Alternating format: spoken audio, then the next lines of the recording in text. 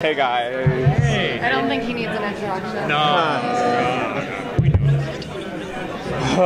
Okay. So good. How are you? Nice haircut, by the way. Hey, thanks. I know I'm like a person now. So what's wrong with Well, I guess, Quentin doesn't exist this season, really. We start with a guy named Brian, who I like to refer to as Bry Guy. He has a different outlook on the world than Quentin ever did. I think Quentin was always waiting for the sky to fall on him, and I think Brian has a rosier view of the world, and now this character has been thrust into the hands of a murderous, psychopathic child beast thing, and is getting a crash course in the idea that magic exists. I don't remember what your question was. What's wrong with him? Pretty open-ended. So what do you, what's it like to kind of play somebody totally different? Well, for that reason, it's cool. It's cool to someone who is in the spirit of the person he was before. He comes equipped with the same... No, let me take that back.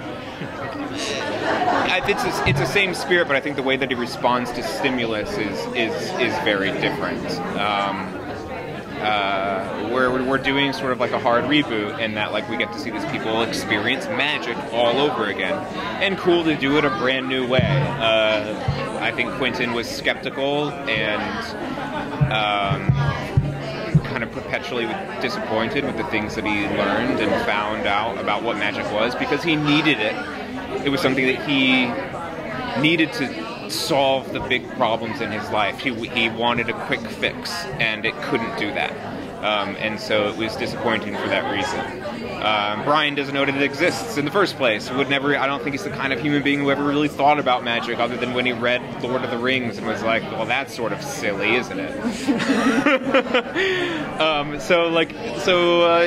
It's fun to get to experience things from a whole new angle. You're starting at the bottom and you're building it up to a higher level of excitement as opposed to going down. Yeah.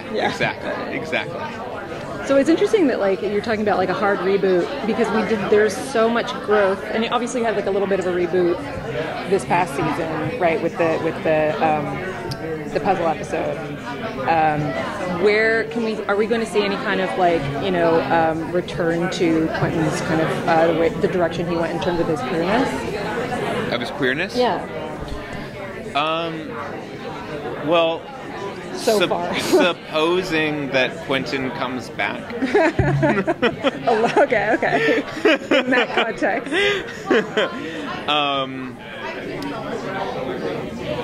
I think what's that? If he never did? He might not.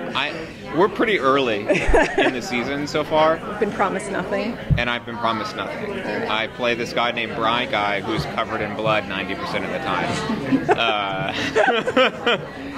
I think the question of Quentin's queerness is an interesting one, and one that we don't have to talk about. Okay, you know what I mean? yeah. I think that's what's refreshing about it. Yeah. Is that it's... I believe that sexuality is a spectrum, and I think Quentin falls somewhere in the middle of that, and I don't think it's something that...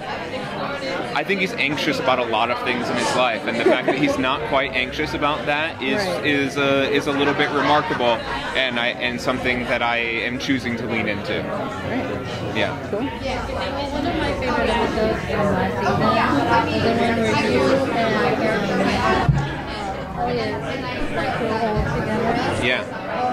What was that process like? How did you guys do that? One of my favorite, I will say the same thing, like one of our favorite episodes to shoot, it was our favorite one to read. We were so excited to get to do it.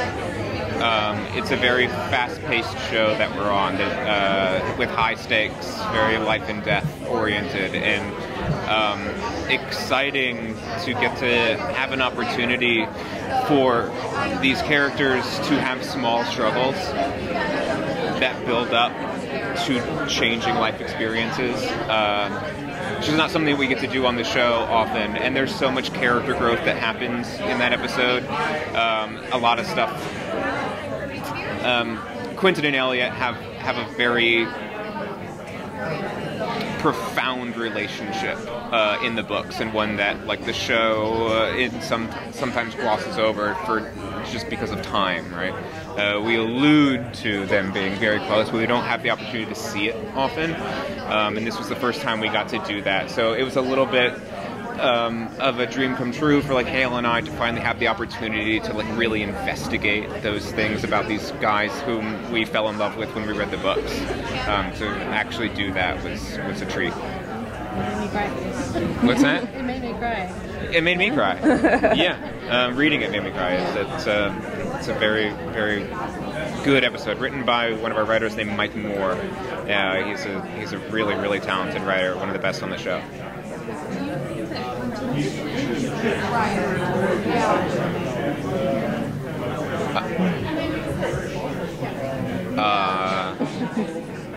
Their relationship will never be the same. But that's life, right? Like, you wouldn't expect it to. They're very different people now, and they've hurt each other in ways that I think surprise both of them. I think they're intrinsically entwined, and I don't think that'll ever go away. I don't think they'll ever not be a part of each other's lives in some fashion. But even if you've read the novels,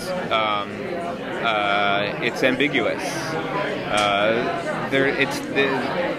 She died and came back to life, and he's now, especially in our show, has at least the wisdom of someone who's 120-something years old.